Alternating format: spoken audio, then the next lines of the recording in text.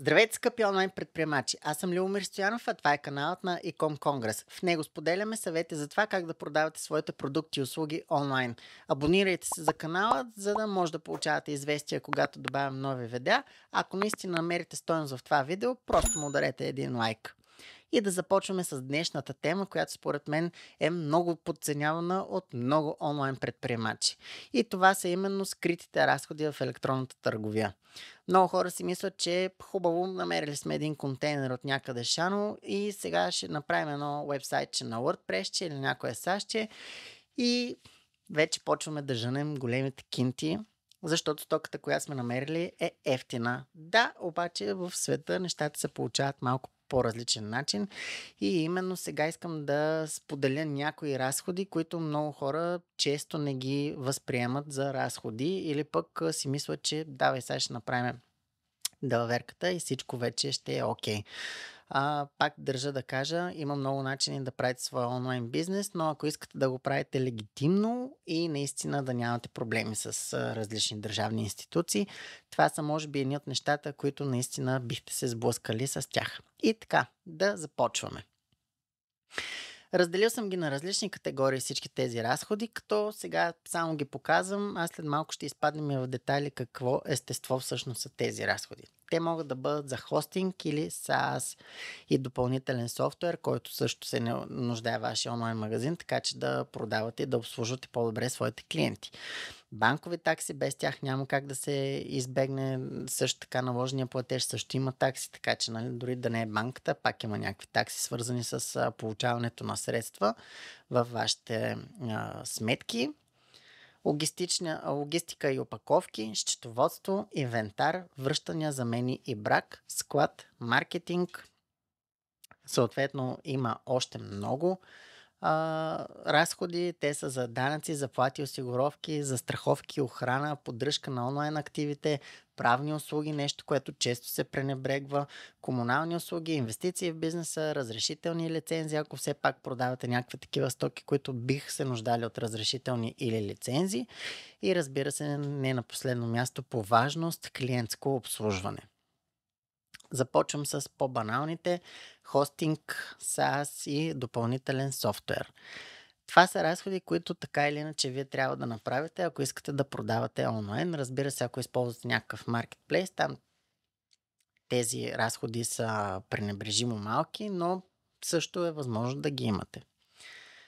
В какво се изявяват тези разходи? Трябва да имате домейн име. Домейн имената струват между 20-30 до към 68 лева. Мисля, че толкова беше последно за .bg домейна. Съответно, ако искате някакви по-странни домейн имена, може да заплатите и много повече.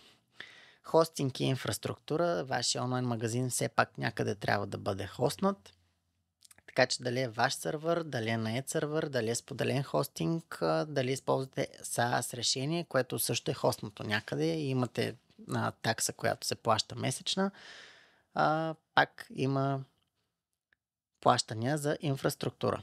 Разработка на самия онлайн магазин, съответно ако използвате някаква платформа, която е общо достъпна или пък ако използвате SaaS услуга, там нямате разработка, там получавате готовия продукт, но пък имате месечна такса. Има мостове между други отделни софтуери и софтуерни продукти, съответно това са софтуери като Zapier, като Pabli, които правят интеграция между много други софтуери, които биха работили добре или в комуникация с вашият. Дори едно просто издаване на фактури автоматично също може да бъде направено с такъв мост. Маркетинг активи, комуникация и анализи. Това разбира се е поддръжката на Facebook страници, Twitter канали, YouTube канали и така нататък. Това се наричат маркетинг активи, които вие управлявате така или иначе и имате комуникация по тях. Съответно, следващото нещо, от което задължително не може да избягате, са банковите такси, освен ако не продавате в OLX единични бройки, които предавате безплатно. Продавате на ръка в конкретния град, в който живеете. Нали? Но шансовете да правите това и да растете най-вече не са толкова големи. Та банковите такси и въобще таксите за получаване на пари, с какво могат да бъдат свързани? При плащане на контрагенти, или така или иначе, когато изпращате пари на други ваши контрагенти, трябва да им направите платежно нареждане, което най-вероятно банката ви чарджи някакви пари за това. За поддръжка на банковата сметка, разбира се, всяка една банкова сметка има такса за поддръжка, освен ако не използвате услугите на някой финтех, където може и да няма такава такса. И за да приемате постъпления по банковата си сметка, съответно ако използвате някаква услуга като PayPal, там също има някакъв процент, който се отчислява. Ако използвате виртуален пост терминал, свързан към някоя банка, там също има такса, която се заплаща, така че това са, макар и 1,2% и нагоре, пак си е процент от 100 лева, 1 левче ви взима банката. Съответно, когато използвате заеми, кредити или други финансови операции, за да развивате вашия онлайн бизнес, вие също заплащате някакъв тип банкови такси, комисионна, лихва или така нататък. И продължаваме напред с логистиката и опаковките. Тук това перо също доста се пренебрегва от онлайн търговците, поне по моите наблюдения. Какви могат да бъдат тези разходи? Могат да бъдат за транспорта между складове и магазини. Съответно, ако имате физически магазини и предлагате услугата остави в конкретен магазин или вземи от конкретен магазин, пък тя стоката не се намира физически там, се намира в някой друг магазин, вие трябва да я предвижите чрез вашата линия на доставки, така че тук също има някакви разходи. Има пълнители, така наречени, с които вие може да доуплътните кутиите, ако изпращате кутии или вашите стоки. Това могат да бъдат bubble wrap, хартия, пелети стереопорени, така че много варианти има, в зависимост от това какъв е вашия продукт. Може да се нуждаете от подобно нещо, може и да не се нуждаете. Опаковка за транспорт, включително и специални. Ако предлагате храна, примерно тя трябва да е топла, да речем. Тази храна трябва да е в специални кутии, термокутии или нещо от сорта, така че тази опаковка тя се струва някакви пари. Брандинг на опаковките, рекламни материали, които да поставяте в тях. Винаги е хубаво, когато клиента си получи стоката и отвори вашия пакет или плик. Ако вътре дори има една картичка, която ти каза: хей, благодарим ти, че пазарува от нас. Ела пак, ще се радваме да те обслужим. Това нещо струва пари. Вярно, може да са 10 стотинки, само че хората забравят за това нещо и в един момент, когато имате по 1000 поръчки на ден, по 10 стотинки, си стават една хубава сума. Цената на доставка до клиента може да бъде субсидирана, може и да не бъде. Предполагам, че повечето от вас най-вероятно имат някакъв прак на безплатна доставка до клиента. Да речем, в повечето случаи тя е между 50 и 100 лева за някакви продукти, които са около килограм, може би до 2 най-много като тегло, но когато клиента види безплатна доставка, мотивацията му да купи от вас е много по-голяма. Това е световно известен факт. Внос или доставяне на инвентар, материали и суровини. Съответно, вие ако сте някакъв човек, който произвежда сам продуктите си, вие сте гранчар, да речем, вие трябва да си закупите глината, съответно трябва да си закупите боите, с които ги правите тези гранци и ги декорирате и така нататък. Това все пак наистина са си разходи за логистика и опаковки.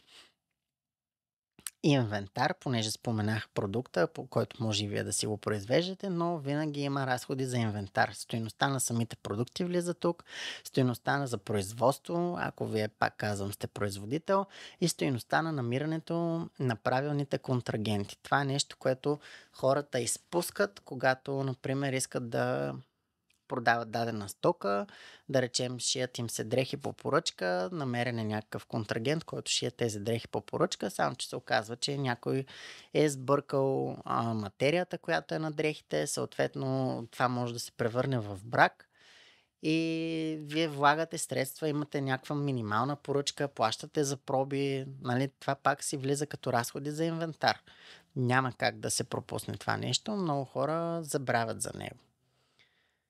Склад, разбира се, без него няма как да минете, ако искате да сте сериозни търговци. В най-общия случай той ще бъде нает или ще го закупите, съответно той има някакви режийни, т.е. вие заплащате за електричеството, да речем, за достъпа до него, за паркинга, за какви ли не работи. Имате отделно разходи за складяване, издължаване, извинявам се, и различни операции, като този софтуер може да бъде ваш придобит, може да бъде нает. Имате автоматизации, интеграции с други платформи. Казах, че може да има мостове между различни софтуери, които да работят в синхрон, така че да имате по-лесна работа и по-бърза съответно. И склада ви трябва да бъде обзаведен или трябва да си подобрите условията. Нали, ако тепърва ще правите склад, най-вероятно ако продавате бързооборотни стоки, на вас няма да ви трябват палетни позиции, ами ще ви трябват по-скоро някакви по-малки стелажи, на които да наредите примерно 10 пакета консерви с боб и 10 кг брашно. Нали, но няма да ви трябват палетни позиции, за които хората съответно и да се навеждат додолу, да взимат тези неща и съответно да ги слагат в количката. Колкото по-удобен ви е склада, толкова по-добре за вас. Съответно, връщане, замени и брак, болезнена тема, няма как да бъде пропусната. С какво са свързани тези разходи? Имате административна работа. В fulfillment центровете това го водят обработка на върната поръчка, която може да бъде от 30 стотинки до няколко лева, в зависимост от това каква е вашата стока, колко трябва да бъде тествана и така нататък.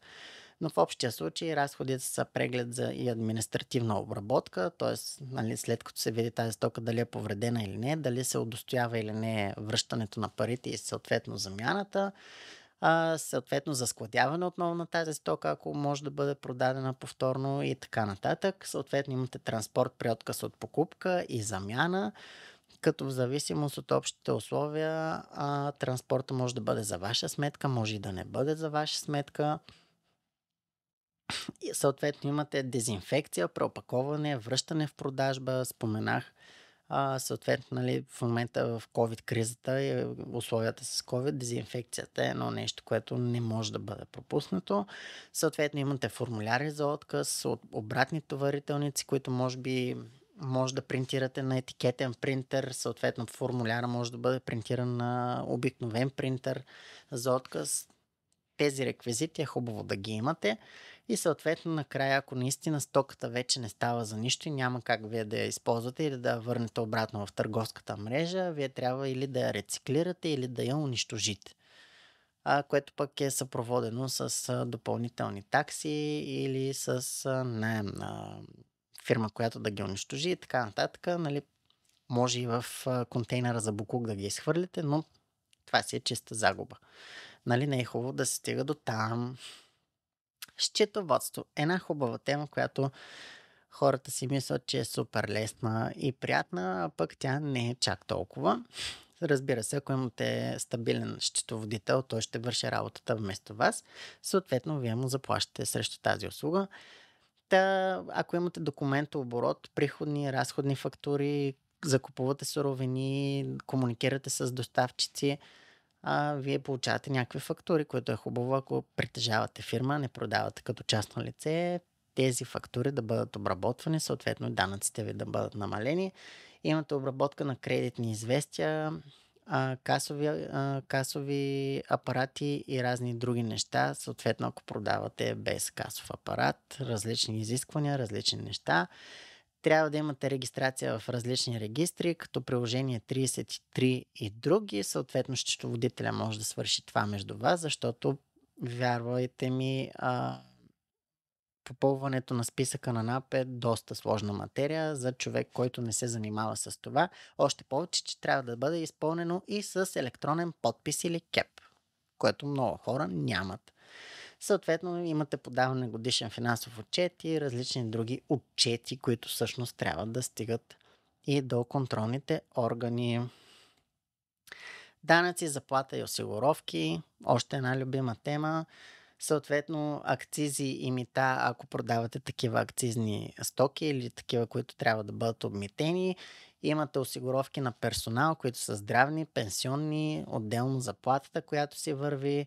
Имате данък дивиденд, корпоративен данък 10%, данък добавена стойност 20%. Съответно, ако сте регистрирани по ДДС и този данък трябва да се внася всеки месец. Много, много, много дълга тема. И любимите ми правни услуги, които много хора пренебрегват. Се е случвало не веднъж и два пъти да има проблеми чисто свързани от недобре написани общи условия. Та какво могат да бъдат разходите за правни услуги? Изготвяне на процедури по GDPR, който беше така любезно съдействан от Европейския съюз. Изготвяне на общи условия, политика за поверителност, декларация за бисквитки, условия за връщане и замяна, договори с контрагенти и подизпълнители. Разбира се, винаги е хубаво да имате стабилен договор, който да пази вашия интерес. Привеждане в съответствие с ЗЕД, ЗЕС, Закона за защита на потребителите, ЗЗЛД. Въобще много са законите, под които попадат онлайн търговците в различни хипотези, така че е хубаво да си имате адвокат. И този адвокат, съответно, той почти никога не е безплатен, освен ако не ви е приятел или жена. Съответно, комуникация с институции, ако ви се наложи да комуникирате с такива институции, като КЗП, КЗК и други, вие също бихте заплатили за адвокатски услуги и много се надявам да не ви се случва. Съответно, разрешителни и лицензии, ако стоките, които предлагате са такива, те могат да бъдат приборавани с опасни или медицински продукти, защото те подлежат под различен контрол. Съответно, при продажба на лицензионни, акцизни, хранителни продукти, лекарствени или други. Много различни продукти има в света, така че някои от тях наистина се нуждаят от разрешителни и лицензии. Тези разходи също са една съществена част от онлайн търговията, която вие трябва да предвидите преди да започнете да правите своя онлайн магазин. Съответно имате разходи за маркетинг, още едно нещо, което е пренебрегвано, особено от стартиращите онлайн магазини. Те често виждам, че се изхвърлят в разработката на самия онлайн магазин и след това нямат маркетинг средства за въздух или така да привлекат клиенти, които да започнат да купуват стоките, които се предлагат. Но маркетинг разходите в най-общия случай за какво могат да бъдат? Те могат да бъдат за изготвяне на креатив, за планиране изпълнение, могат да са бюджет за самата реклама, независимо от вида, т.е. има агенции, които правят реклама за хикс пари, само че в тези хикс пари вие заплащате креатива и бюджета за самата реклама. Има агенции, които ви таксуват разделено и това е много важно да го уточните в началото, защото после може да похарчите ни много пари и да се чудите защо няма резултати, пък то да се оказало, че всъщност бюджета за самата реклама е много по-малък процент, отколкото е бюджета за изготвянето на рекламата, т.е. за креатива. Съответно, за проследяване и анализ на резултатите и оптимизация е хубаво да заделяте средства и интеграция на инструменти, софтуери, синхронизация с други софтуери.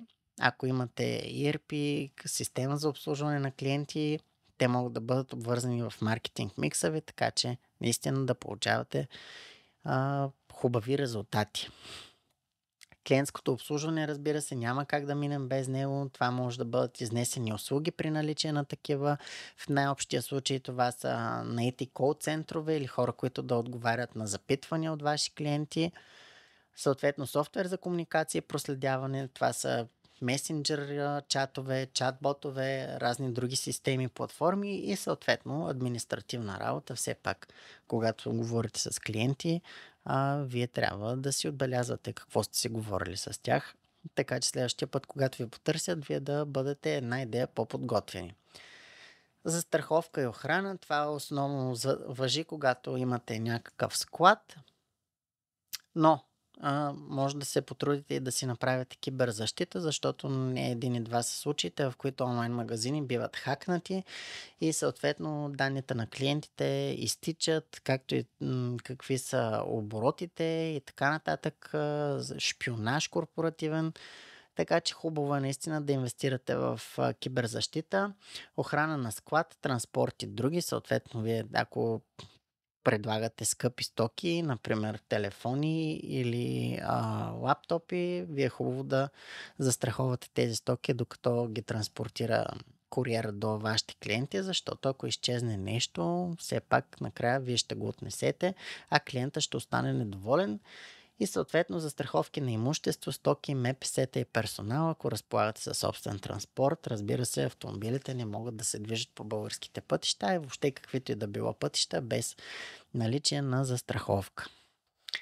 Поддръжка на онлайн активите е нещо, което се пренебрегва. Например, имате версия на WordPress, която е 3.0. В момента WordPress има не знам и аз каква версия, но е хубаво да апдейтвате своя софтуер, така че наистина да бъдете защитени от най-малкото от кибератаки, спам-ботове и пробиване чрез DDoS атаки и така нататък, но за какво могат да бъдат средства за поддръжка на онлайн активите? За изчистване на бъгове, които се натрупали с времето, извинявам се, на актуализация и надграждане на системи. Съответно, ако искате да дообогатите функциите на вашия онлайн магазин, тук също идва поддръжката на онлайн активите. Съответно, ако искате да скалирате, мигрирате или интегрирате нови системи, дай Боже всеки му да се наложи да скалира, да премести своя онлайн магазин от една платформа на някоя по-голяма и по-мощна, която дава повече възможности, така че наистина ви го пожелавам. Имате и комунални услуги, разбира се, няма как да избягате от тях. Ако дори сте физическо лице, вие също имате комунални услуги, трябва да си заплащате интернет, трябва да си заплатите телефонната линия, електрозахранването и ВИК-то, транспорта от и до склада или офиса, съответно вашия дом, ако е вашия склад и офис, нали, не е необходимо, но все пак трябва да имате някаква интернет връзка, за да оперирате с онлайн магазина и така нататък. Инвестициите в бизнеса, нещо, което се забравя, като те могат да бъдат в по-добри кадри, могат да бъдат обучение на вашите служители, може да бъде в по-добри процеси, изготвяне на процедури, по които да се обслужват клиентите, по които да се номерира стоката, да се заскладява и така нататък. Може да бъдат инвестиции в по-добро обслужване на самите клиенти, в опаковките, с които доставяте до тях и така нататък, или в разширение на портфолиото. Може и в оптимизация на разходите и други. Така.